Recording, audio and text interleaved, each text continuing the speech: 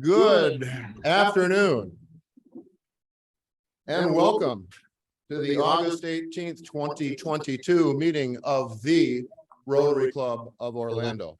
I'd like to start off by welcoming all our visiting Rotarians and guests. Please know that you're most welcome to be here. Thank you for joining us. I would like to also make a special announcement for the Board of Directors. We are having a special meeting of the Board of Directors after the meeting here today, right over by the couches. So if you're on the Board of Directors, please join us there for a very short meeting. I promise I won't take much of your time. I'd like to start out our meeting by asking our Rotarian, Drew Holgren. I said, what do I call you, Attorney Drew, or do I call you Missionary Drew? And he said, no, just Drew. So just Drew. All right, would you join me for the invocation? Please bow your heads. Father God, we just want to start off by thanking you, Lord, for the privilege of fellowship. It is so good, and we are so grateful that we have this gift and this opportunity to meet with men and women that are committed to serving you and serving the members of our community, both here and abroad. Father, we pray that you'll bless our conversations today, give us a good time of fellowship, bless this food as we eat it, bless also our speaker as Dr. Sherin comes to tell us about medical education. Lord, we just pray that we actually in gratitude, Lord, for all the advances in medicine that we've seen in recent years, and it'll be interesting for us to be able to learn about how people are being educated in this field. And we thank you for this as we discover more and more about the wonderful creation that you've made in our bodies, Lord. Lord, we pray that you'd also bless the efforts of those that are going to be helping with the food packing event coming up this week. We pray that you'd bless those that will receive those gifts as well. And again, we just ask for your blessing upon this meeting and upon those that prepared this food and upon those of us that are enjoying it. In Jesus' name, amen. thank you, Drew. That was a great job. I would also now like to ask everyone who has one of these in their pocket to please flip the switch up in the corner. That's to silence it. And I'm actually going to do it myself this time, so my phone doesn't ring. Me too. Okay, now for patriotic music. Past President Jim Stowers. Okay, sing with me, God Bless America, please. God bless America, land that I love. Stand beside her and guide her through the night with the light from above, from the mountains to the prairies, to the oceans white with foam. God bless America, my home, sweet home. God bless America, my home, sweet home. And now please just join me in the Pledge of Allegiance. Allegiance to the flag of the United States of America, and to the republic for which it stands, one nation, under God, indivisible, with liberty and justice for all. Thank you, Jim. And now for the recognition of all of our guests and visitors, past President Mary Ann Dean.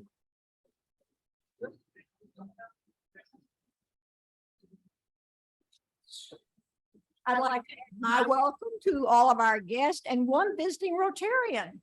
We have Kevin Sherin, who's visiting us from Kissimmee Bay. Kevin, I'm going to ask you and everyone else that I call your name to please stand and remain standing for our special welcome.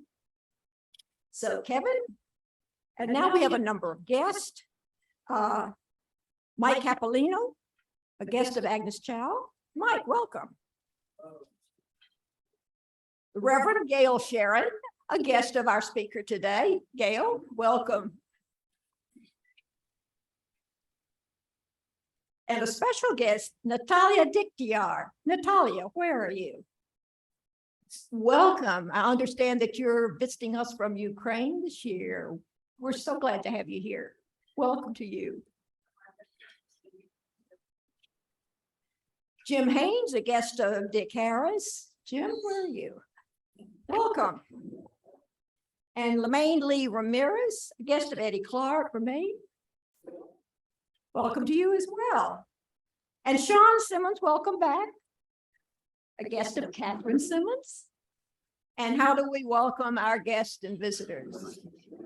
Hello, stranger, gather round. Welcome to our friendly town. Don't feel lonesome, let's shake hands. You're among Rotarians. Sit down.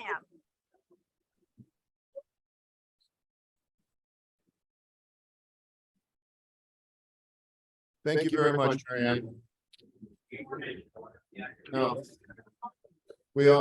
I'd also like to call attention, before I call up past president, I'd like to call attention to a guest we have. He's not really a guest, he's a Rotarian, but he may look familiar to you. Rich Ungaro is joining us today. And you remember Rich? When I was inducted, I made a joke. And it was a funny one. I said that a goal of my presidency was going to be to take as much time off as Rich Ungaro did during his presidency. And it got a laugh, but the true part of that joke, a lot of people didn't get. And I want to make sure that everybody's clear on this, even though Rich has been working and living in Las Vegas, Los Angeles, and Miami for the better part of the last year. He has never missed a meeting. He's attended every single meeting on Zoom. He's also served as our club secretary for 10 years, except for the 1 year he served as president. He's also attends all of the board of directors meetings on Zoom. He attends all of the executive session meetings we have, which are once a week. He attends the foundation board of directors. He also serves as speaker chair of this club. So the bottom line is Rich Ungaro does more work for this club from Las Vegas than any of us do here in Orlando. And I think we ought to give Rich a round of applause for that. So, and Rich, thank you. I feel like we should have a plaque for him, but Rich is the one who gets the plaques too. So yeah, Rich, get yourself a nice plaque, a really good one. Sign my name to it. Okay. Thank you. Now, past President Dick Harris, please come up here. You know, and unless we talk about it in meetings, a lot of you don't realize how much this club does. So let me give you a list of things that are going on right now. First of all, thank you to the 11 of you who signed up to support the district food packing event Friday afternoon. Give yourselves a hand for that. 11 out of 40 who have signed up, so we have a full list. Secondly, our next food packing event is going to be September 3rd on a Saturday morning from 8 until 11:30. And that sign up will be available tomorrow. So please prepare to sign up. Thirdly, this club is doing a food collection and cash collection drive at 2 area public supermarkets on September 17th. So we need support for that. Those 2 locations are Orange and Michigan and Conway and Hoffner. We're going to set up at 11 and collect food and cash until 5 p.m. We're breaking that into 3 shifts, and we need 3 Rotarians on each shift. So we need about 20 people to sign up and help us out. So the shifts are 11 to 1, 1 to 3, 3 to 5. And that means most everybody can spend a couple of hours and help us out. At each store, we expect to collect 1,000 pounds of food, 100% usable, because we ask the customers, buy a few extra items and give it to us, so we'll give it to the food bank. A lot of people would just rather give cash or credit card. We'll ask them to do that, and we get $1,000. So in those 6 hours, we collect 5,000 meals worth of support for the second harvest at each store. That's 10,000 meals a day. Thirdly, the 27th, that is a week from this coming Saturday, the district is having a Vibrant Clubs workshop. Now that workshop is for all club leadership, club administration, the Rotary Foundation officers, the membership development officers in every club in the district, and really for any Rotarian who aspires to club leadership. That'll be starting at 8 o'clock, and it's at the Nova Southeastern campus, which is right adjacent to Millennium Mall. So you can sign up for that on the website, DACDB. Just go to the club or the district calendar, find August 27th and sign up. And finally, our club we're 6 weeks into the year, and our club has already donated $4,000 to 8 Title I elementary schools to get their food pantries stocked and off to a good school year. 4 of those schools are supported by the club at $500 each. Those schools are Eccleston, Ivy Lane, Rock Lake, and Washington Shores. And 4 are supported by the foundation. Those also at $500 each. Those schools are Carver Middle School, Molly Ray, Orange County Public School at Paramore, and Washington Shores Primary Learning Center. So if you're not aware how much this club does, consider yourself informed. We're doing a lot, the most of anyone in the district. Thank you.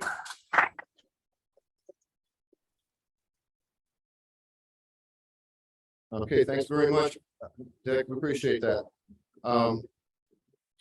Denny, any word on the raffle?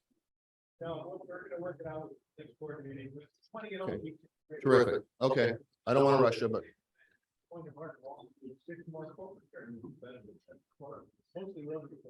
okay. Nobody can hear you on the Zoom call, but I'll repeat what you just said. Something about a poker tournament. Okay. We are going to start a raffle here real soon, and Denny's going to head that up for us. I do want to talk about the poker tournament. That's and I sound like a broken record, I know, when I talk about it, but I'm going to mention it one more time. The poker tournament is our signature event, our premier fundraiser for the whole year. And so we really want to get behind that. And one of the ways we want to get behind that, in addition to volunteering the night of the tournament itself, which is the first Saturday in November, we also want to start working on this ahead of time through publicity. If anyone has got some connections or expertise on Zoom, on any of the other social media platforms where you can provide some publicity for us, we welcome that. We also need donations for our silent auction. The silent auction raises a lot of money in that poker tournament. So think about donations to the silent auction. It could be some offbeat things. One year we had a pilot donate an airplane flight to the silent auction. We've had people donate sports tickets, condo at the beach. We've had people in business donate products from their business. So just think about that. If you know someone that would that owns a business, has a product, has any kind of a service like that, that they'd be willing to donate to our silent auction. We need everybody to get behind this and really work on it. Now, to make this a little easier for us, Bill Pieper put together a letter that can be emailed out. This is a letter from our club, and it's signed by George Mills, the president of the Rotary Foundation, and by myself. And it details what we're doing as far as the poker tournament goes. It details out the benefits of charitable giving to this club. And it's a very, very well structured letter. And so this is going to be available to anybody. It's going to be scanned. It'll be available to anybody who wants to email this out. All you have to do is contact Bill Pieper. He'll email you a copy of this letter, and then you can take this and attach it to your email when you're soliciting donations. So any questions on that? Okay, terrific. Hope we can all get behind that. We also are going to be, we're forming a nominating committee. The nominating committee names the next president of the club after our current president-elect is over. And so if anyone would like to serve on the nominating committee, we would love to have you. Well, we've already got a couple of past presidents on the club, which is a requirement, but we need a couple of people that are just from the general membership of the club. So if you'd like to serve on that nominating committee, please let me know, and we will take care of getting you on the committee. Now, another thing that I want to talk about something that everybody loves to talk about in August, I should say. At least to talk about in August, and that's Christmas. The last meeting we were told Christmas is coming up fast. And we're going to have a couple of Christmas projects. One is the project we've done in the past. When I say we, I mean Joe Nouse and his wife and Sarah Carlson have handled the Angel Tree. The Angel Tree is it's a real great charity. It allows needy children to get a Christmas gift. And those of you know how Angel Tree works. I'll just give you a real brief explanation of it. The child fills out a wish list. And then those wish lists are given out to people who want to sponsor, and then they actually go out and buy the gift that the child is required. It's a great program. And Joe and Tara and Sarah have done a fantastic job of running it in the past. And Joe tells me this year, he says he's going to assist Sarah and Tara. He's not going to run it. He's going to assist them. So we'll see how that works out for Joe. But anyway, we're going to talk about that. Also, we want to be signing up for bell ringing at the Salvation Army. Another thing we're going to think about at Christmas time, we're going to do an entire week of bell ringing from this club. So we'll have a sign up sheet for that. I really urge you to participate in that as well. Now for banner presentation, we have Ollie. Are you here? There he is, Ollie. So Ollie has a banner to present to our club that he collected on the other side of the world. Yes, apparently. Panama Jack special. So I participated in a couple of the Zoom meetings at midnight in Manila when I was on vacation in July and August. Y'all probably couldn't have noticed that it was dark in the background and you got all the skyscrapers. For those of you who don't know much about the Philippines, Manila is the capital, and it's an asphalt jungle just like Manhattan. 70-story buildings everywhere, traffic, crazy traffic, and all of that. Within Manila, Makati is actually the commercial district, so equivalent to like the Manhattan of New York City. And so the Rotary Club of Makati West was kind enough to exchange banners with me, and I just want to present this to the club. Thank you, David. All the way from the Philippines. We have a banner project, by the way. Over the years, the 103 years this club has been in existence, we've collected a lot of banners, a lot of them. And they have been sitting in storage for years and years. And Bill Pieper has spearheaded the idea of getting these banners out and displaying a few of them. And so if you notice in the back of the room, by the window there's a banner that displays a few of the banners. And I think if we put all of the banners we have, if we displayed them all like this, I think we'd probably fill the whole side of the room. 1,600. Imagine that, 1,600 banners that we've collected, 1,601 right now. So thank you for that. Now, Ollie's brother, before we start Happy Dollars, Ollie's brother Bob wants to say something. Thank you. All right.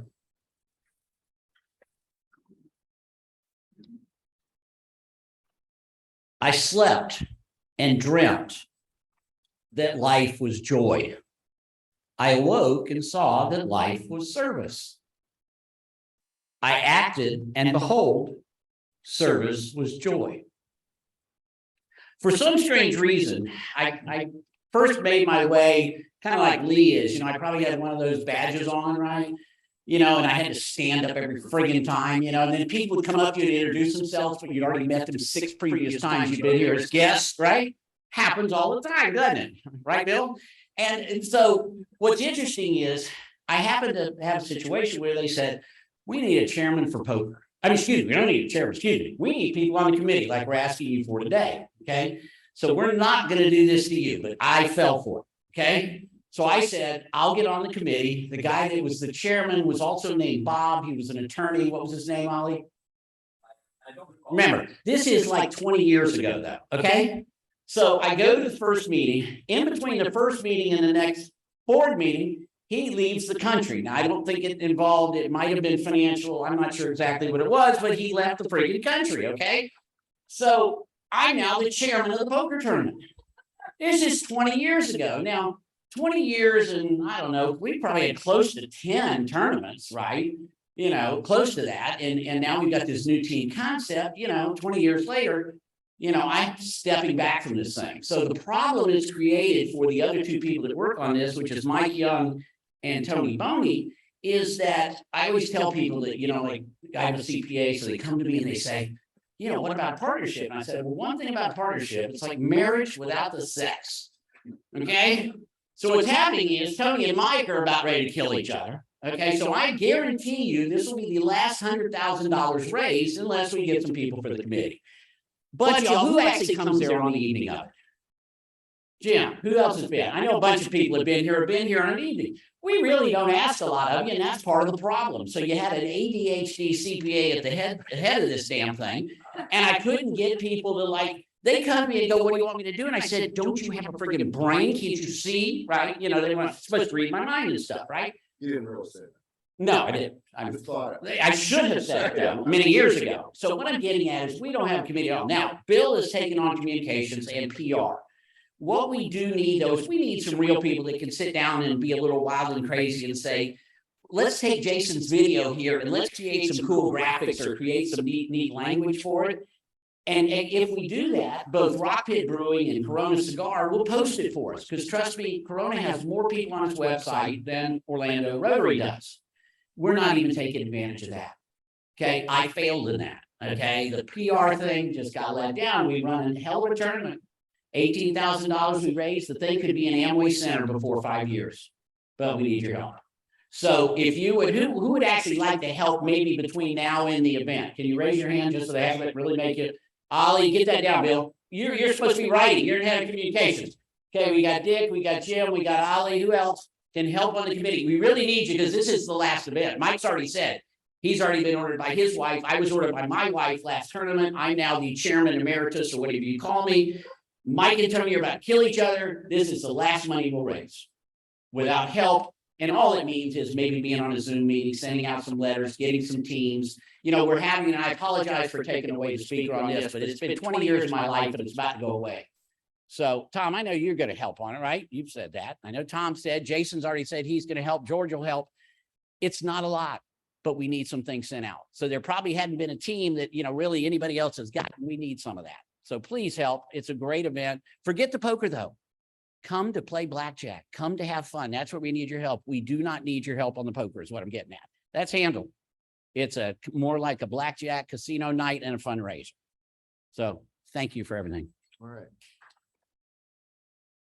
Well done, Bob. Thank you. Nothing wrong with laying a little guilt on people. Gets results. Okay, I think it's time for Happy Dollars, and we haven't heard from Ollie for a while, so. It's like a Phipps family reunion. Okay. Yeah. Thank you, Doc. Yeah. But you're going to be speaking in a moment. Well, I can, but I just wanted to recognize my wife, Gail, who is a pastor in Winter Haven, Florida. And she told me, you learn something every time you go to Rotary, right? Well, after being married for 45 years, you think I know everything in this young lady's past, but I didn't. She had attended which Rotary clubs? Well, I did when I lived in Sebring, I helped fundraising for a new hospice that they started.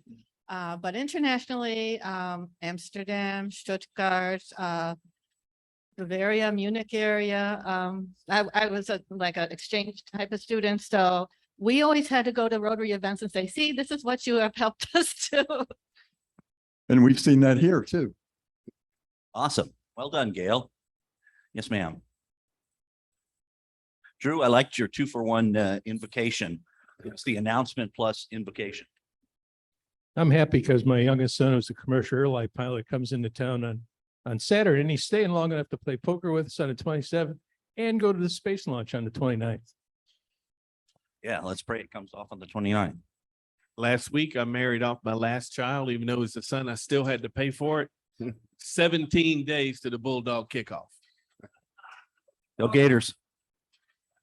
2 ones, one for Julio Jones and the other for the Bucks. Yeah. Doc? This happy dollar is in honor of my colleague who's speaking to us today.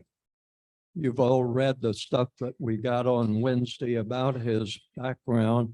It left off two national things that have happened. One, when he served on the board for members of public health and the national board, and once when he was president of another one of those type of boards.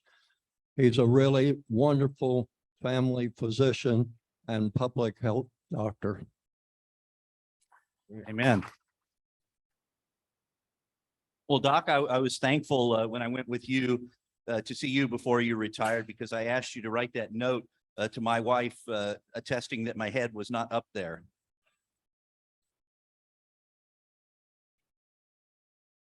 I just happy to be here and to meet with amazing community.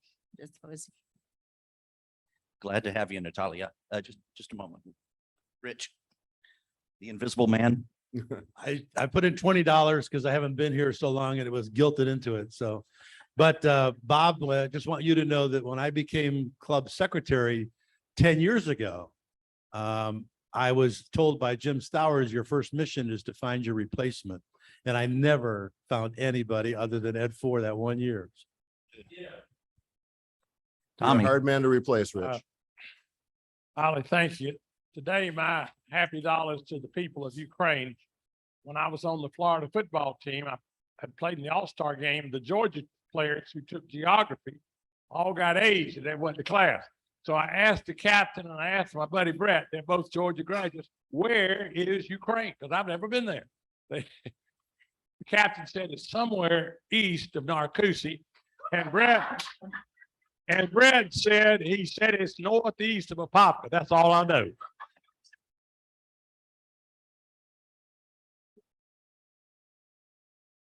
I would give a rebuttal to that, but I have $5. Tomorrow, my wife and I'll be married 50 years. I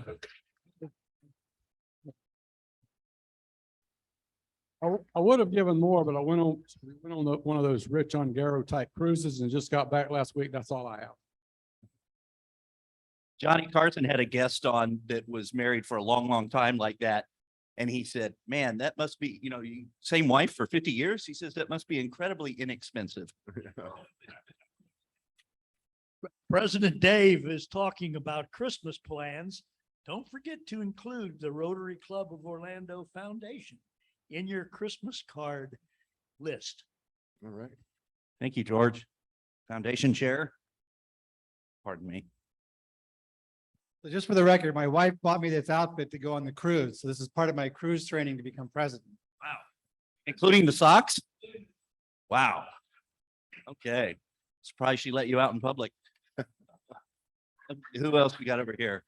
So I had some notes from the doctors that said they've got patient notes that were written. And one says the doctor wrote, the patient has 2 teenage children, but no other abnormalities. The other note was the patient has been depressed since she began seeing me in 1993. Any others? Thank you. Okay, thanks, Ollie.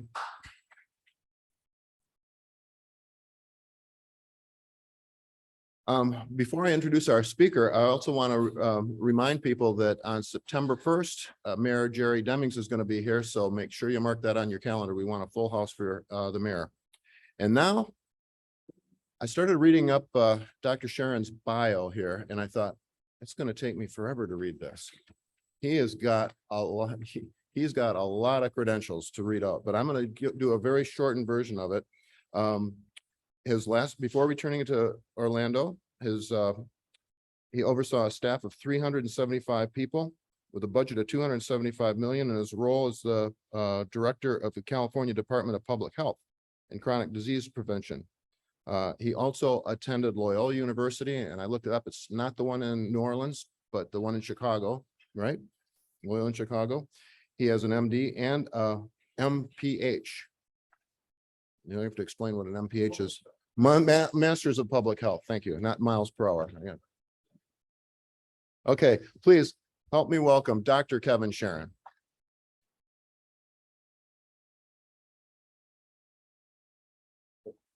Yeah. Sorry. You can start talking if you would. So immediately before returning to Orlando, I was the program director of a family medicine residency, one item that was left off. And I've actually done that twice. I've been a founding residency program director, once in Illinois, now once here in Florida with Advent Health. So I was asked to talk about where I was for the last 3 years. And I thought I'd tell you, where in the world is Highlands County? Well, you heard Gail mention that, having gone to the Rotary Club in Sebring. What was the mission? To start a new family medicine residency program? What in the world is a family physician? What do they specialize in? They specialize in you, the patient, for real. How do we train quality physicians today? And then we'll take some questions, okay? So let's see if I can get this thing to work. There we go. Whoops, it went too far. So a little bit about me, but I remember going to a Rotary Club meeting when I was about 10 years old. My father was the president of the Uxbridge, Massachusetts Rotary Club. And the speaker was Bill Russell. You might recall that he just passed away. So I grew up in a very small town. I'm sure you've never heard of the place, but I aspired to be a family physician from the time I was a kid. And I did a residency in family medicine, and then I practiced both in Illinois and here in Florida. And as I said, I did a couple of times being a program director, training the next generation of family physicians. I also worked in public health here in Florida, and you heard that when I was in the club in between 2006 and 2014. I started a free clinic in Orlando. It's called Clinic of Me Salute, and it's going today. And where in the world is Highlands County? All right, you can see it. It's right in the middle of the state. And did you know Dr. Thames actually took care of one of the businesses down there? He was with Disney, and he did occupational health, but he actually traveled down there as well. It's about 80 miles south of here, directly south. And so Highlands County is Avon Park, Sebring, Lake Placid. What is it known for? It's known for America's oldest auto race. Did you all know that? And it started in 1950. So that's the oldest endurance auto race in the United States. Step aside Daytona, step aside Indianapolis, right? Or Talladega. It's old. Sebring International Raceway was the birthplace of American endurance racing. Now, Avon Park has its own Rotary Club. I joined there in 1990. And then they transferred me, as you heard Gail tell you, to Polk County. But I started in Rotary when I was in Avon Park. I remember speaking to the Rotary in Bartow in years past. This is the Rotary Club of Avon Park and their symbol. And you might gather their signature event is the Blueberry Festival. So now you know a little bit about Avon Park bombing range. Sound familiar? How about this? Highlands Hammock State Park. What in the world is in Highlands County? This is actually the oldest state park in our state. So if you want to roam the trails and go into the wild and see some of the history of the Civilian Conservation Corps of the 1930s, it's all there. And that's what Sebring looks like today. So what was the mission? In 2019, I signed a contract with Advent Health. You probably heard of that organization, right? And I became the founding program director for a new graduate medical education program in Sebring, a family practice residency. Now we call it family medicine to protect the innocent. So for the next 2.5 years, this is where I was and what I was doing. I think I know every room and every floor of that hospital. It's about 200 beds, and you can imagine it was filled to overflowing with COVID patients. It was really a heck of a time to try and put together a residency program. And when we had our accreditation inspection from Chicago, the Accreditation Council of Graduate Medical Education zoomed in with us because they weren't going to do a live meeting, right? And they said, well, everything that's happening to you guys, it sounds like you're trying to build the plane while you're flying it. So we were flying against one heck of a headwind. Our residents were sick with COVID. The attendings were sick with COVID. The patients had COVID. It was unbelievable. One of my residents lost 20 patients in 1 month of his internship. I never faced that in my training. Dr. Thames, I'm sure you didn't have that kind of an experience. But lose 20 patients in 1 month for an intern? So there's a lot of trauma there. There's a lot of heartache that went on. Well, what in the world is a family physician? How many of you remember Marcus Welby, MD? That is really true. You know, when I did my residency, I went through one of the best programs in the Chicago area. It was one of the first in the country. It was called McNeil in Berwyn, Illinois. How many people here from Chicago? There's a few hands going up. Okay. So McNeil by the tracks, and they literally had all the things that were in the Marcus Welby program. We not only delivered the babies, we made house calls, we went into the nursing homes, we took care of the sick in the hospital, we did the pediatric newborn nursery, we even did neonatal intensive care, believe it or not. We ran pediatrics in that hospital, and it was unbelievable as far as the training. So you really get a solid training across the depth and breadth of various medical specialties. 3 years and beyond, they're talking about doing 4-year residencies now, and they're offering fellowships. So if you want to do OB, if you want to do, any subspecialty areas, sports medicine, there's some sports medicine docs in Winter Haven, Gale, that are family medicine, okay? So cut to the chase, please. Was that the race? So we could go to the entire residency program, but I don't know if this thing will grab the internet here. Let's see what happens. Not really. Okay, so I'll show you some pictures. These are the residents. This is what you're there for. You're there for the young people and bringing them up to be all they can be. Isn't that the phrase of the US Army? Be all you can be. So we're trying to take these medical students and turn them into practicing physicians in a short span of 3 years. Well, they did it to me, but I have to say, when I started my training, I was only 24 years old, and I used to blush when I had to do a pelvic exam. Is that okay to say? Yeah, so you've got some young people here, and you have to turn them into adult physicians overnight. And we did. They had the baptism of fire with the COVID, unfortunately. And it was a very diverse group. Literally, they're born from all over the world, even though they're all US citizens, except for one, she's a Canadian. So we battled COVID together. And what was that like? It was like a fan in your face hitting you with mud, okay? It was rough. This is the class of 2024. You see me seated there with the mask on. Hey, residents, you're not wearing your mask. Why is that?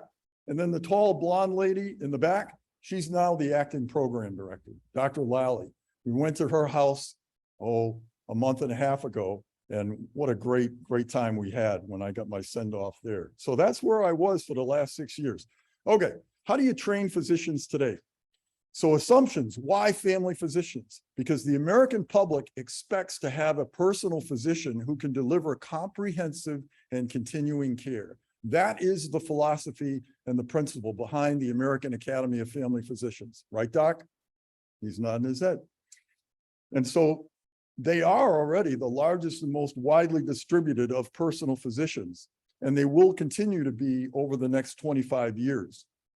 So if personal physicians are to address the clinical and healthcare needs of society, family physicians must take a large part of that role. So even though we have specialty care, we have cardiology, we have nephrology, we have pulmonary, and many in the audience probably either have or know people who see these type of specialists.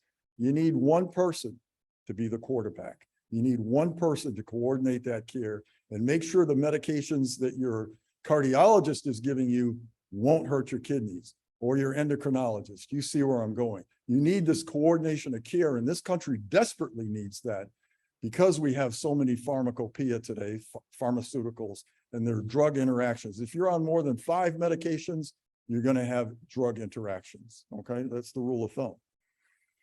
So imprinting residents matters. Imprinting these young physicians matters. They learn the habits of quality and cost.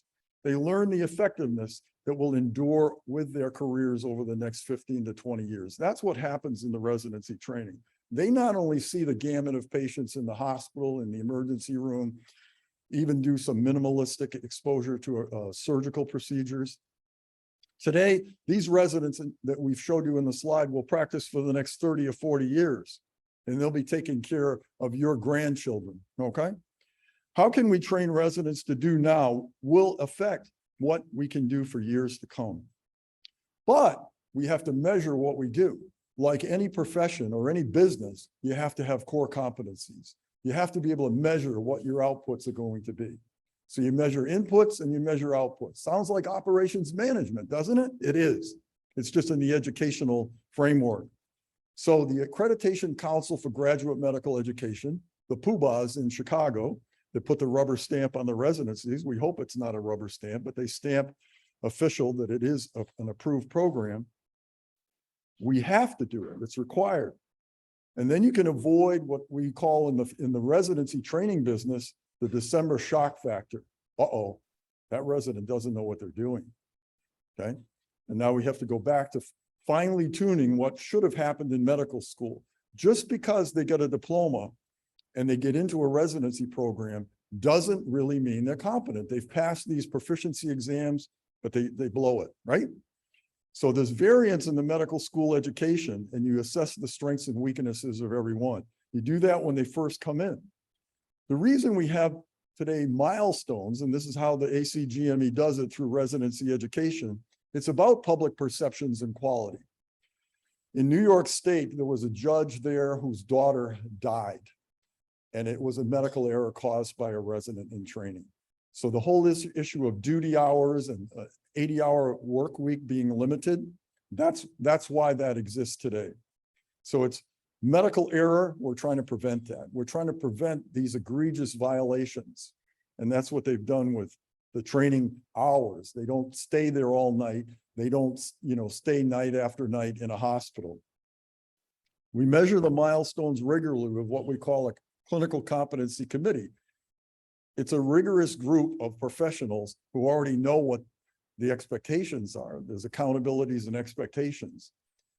And there's at least several senior physicians from the same specialty and another specialist that will be a part of this committee. So what do we assess? What is it these physicians are supposed to be able to do? Communication. Their communication has to be impeccable. They have to be understood, and they have to be able to listen to the patient. They have to understand what the patient's trying to communicate. Did you know that 93% of communication is nonverbal? I learned that yesterday, taking some training for the state of Florida again. Medical knowledge. They obviously have to be well-versed in a broad array of medical knowledge. Today, honestly, you can look it up immediately on your device. You can get the up-to-date app, and you can look up the latest treatment guidelines for COVID or whatever it is. They have to be really proficient at delivering patient care in the hospital, in the ambulatory setting. That means the clinic. They have to be professional. They can't just go off on a berserk attitude and do stupid things. They have to be professional at all times. So believe it or not, we've had to address situations with the residents, both when I did it before. I had to send one resident to be drug tested. I had to dismiss a resident in the state of Illinois. An inspector from the state came in and he failed to perform a pelvic exam. And let's say the rest is history. Practice-based learning, where we learn from our practice, we look at performance improvement, and then we measure these. So for every resident, every 6 months, and actually more often than that, you're building this composite database. How is their medical knowledge? How did they do on their, assessment exam, their medical knowledge assessment exam, which we do in October of each year. So that first group, we got them in October, they'll get it again in October, and they're compared to the national standards, right? And before they graduate, they have to be able to achieve the minimum standards for family medicine, or they won't even be certified to sit for the board examination, okay? You also evaluate their patient care, acute disease, chronic disease, health promotion. What do we mean by that? Not smoking, getting proper exercise.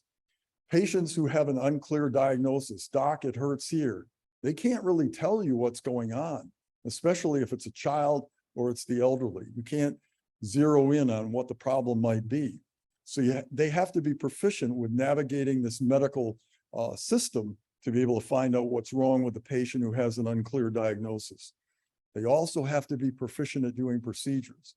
If you have arthritis, they can inject your joints. I know we were cut short today, but Communication, therapeutic, effective, team effective, technical use is effective. So they have to be able to communicate with the whole team. Handoffs, very critical. Do we have family medicine residencies here in Orlando? Yes. And both of them are with Advent Health. Hey, Orlando Health, where are you? So Winter Park began its family medicine residency program 50 years ago.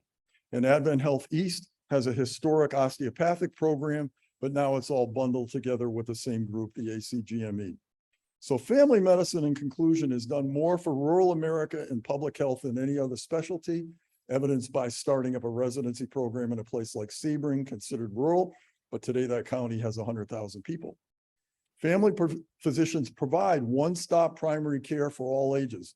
You see kids, you see adults, you see geriatrics, you see women's health.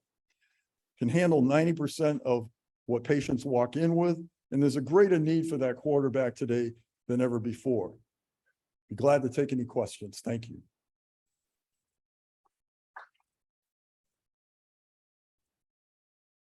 Questions? Questions? All kinds of them. Hold on. Jim? Thank you. If a resident fails to meet the standards and they get drummed out of the program, are there any alternatives for them? Where do they go from there? I mean, they've spent years getting an education and now can't make it through. through Great question. residency. So yes, there are ways to remediate that. It depends on the specific deficiency.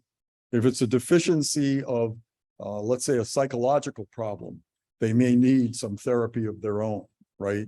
They've suffered trauma in their life and they capitulate and have a severe depression. Those are things that are treatable and remediable. Even if they're disruptive behavior, there are programs for disruptive behavior in physicians. If it's a medical knowledge deficit, they really have to prove themselves with their proficiency. But there are pathways to get back into the game. And there are definitely residents who have not gotten in or failed in programs who are making applications again. Thanks, Kevin. Since they're so new in the business, so to speak, what data do you have to make your observations? I'm sorry, I wasn't new in the business. I've been a resident. I've been in teaching family medicine for 20 years, half of my career. I'm sorry, I meant your students, your Oh, residents. How do you have enough data? ask it on them? again. How do you have enough data on them to make observations as to whether they're good, bad, or what they need? Oh, so how do we evaluate them? We go in with them. At the beginning, that's how we're identifying these deficits. So you see the resident that blows past a red throat. Okay, you're going to call them on it. You recheck their physical exam findings to make sure it's accurate. That's for starters. Or you listen to their approach. How do they take a history? Are they carefully recording all of the information? So we verify that they're A, taking a competent history, B, performing a decent physical, C, that they make the appropriate use of the laboratory and the diagnostic testing. And that happens throughout the first year, but it continues in the second year. So the first year resident, we're going to supervise every patient and go in and see them with them before we release the patient, if that makes sense. You bet. Yes, Denny. Oh, I'm sorry. Go ahead. Not a question, but a kudos. And I've told you this before, Doc, when you were head of the Orange County Health Department, I had the occasion to go in and get death certificates and birth certificates and what have you for clients. And it is just incredibly well run. And you did a great job there. Well, thank you. And I would say the same thing about Seminole today, because I'm back over there. Would Oswald Saavedra be considered a family doctor? I know he was born in Chile and trained in Russia. And is the difference the training? Yes. So if you come from another country and you've done the training in another country, the United States, for better or for worse, requires they get past the USMLE exam, COMLEX exam, and then they sit for the, they go into residency programs here. So they really have to repeat their training. They can be an orthopedic surgeon in India, as one of my friends is, Dr. Chandran. And he had to do a family medicine residency. Today, he does non-operative orthopedic sports medicine, okay? So I think we have a weakness at the world level. The World Health Organization will certify residency program or medical schools throughout the world, but this country doesn't recognize those without going through the hoops in the process. Kevin, I want you to know that I always knew when you came back that you could tell us what you did while you were gone. But I also want everybody to know, as your speaker chair, this is a great example of members of our club that have so much to offer that we don't ever know. Some of them have already presented to the club, but I would encourage you, if you want to do something like this and tell us a little bit about you, your business and whatever, call me. I'd be more than happy to book you on being able to do this. So Kevin, thank you. Welcome back. And I know when you came back, I made a point of telling you welcome home, and obviously welcome home. Thank you. Any other questions out there? I have one, if I may wrap it up. Hopefully I'm not putting you on the spot, Kevin. I went to my GP and we got into a conversation about some of the issues surrounding US medical care. And he said, if you're frustrated with medical care now, you ain't seen nothing yet. You care to comment on where you see the medical profession? Is it the profession or is it the industry that we're not going to like in the future? It's a great question. So a lot of physicians, especially at the generation I'm in, because I started in this business 40 years ago, are very concerned about the deprofessionalization of medicine. California Department of Public Health, they were concerned about the deprofessionalization of public health. So I think I've been in two streams. I've seen both of these, and there is a definite concern that it's more industry management, cogwheel approach. And metrics are all important, but that's why in family medicine, we can continue to center around the doctor-patient relationship and the integrity and the professionalism. So all of medicine is supposed to maintain, and professionalism is one of the 6 core competencies. The reassuring part is that there are ways to measure that, and hopefully that will carry us into the future. I hope that helps. I hope the membership and you will indulge me with one follow-up question. Without being political, it seems to me that Obamacare gave the hospital industry an enormous advantage, as I see it, by buying up medical practices, independent doctor practices. And we're turning doctors into employees the way I see it. You care to comment on that? And then I'll stop. Well, that trend began when I was going into practice. I was in Oak Lawn, Illinois, and Denny will know that place, but most people had their own office, okay? There weren't a lot of large group practices like, Gessler Clinic in Winter Haven or Watson Clinic in Lakeland or any of the, our orthopedic group in Winter Park. We didn't have that in Illinois. There weren't large medical groups. Now, over the years, the hospitals began to buy up these practices.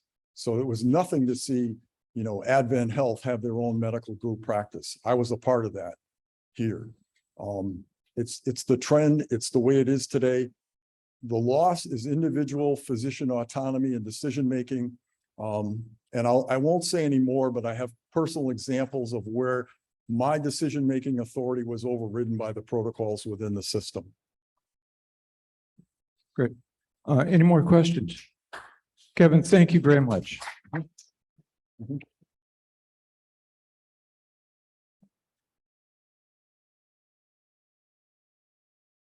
Thank you very much, Dr. Sherin. We appreciate that. It was a great program. Now you can turn your cell phones back on. Please remember to do business with the Rotarians. Always remember, be well, be safe, be active, and be a Rotarian. Now, please join me in the 4-way test. Of the things we think, say, or do, is it the truth? Is it fair to all concerned? Will it build goodwill and better friendships? Will it be beneficial to all concerned? Thank you very much. Next week's program is Famous Rotarians, run by past President Dick Harris. Our meeting is adjourned.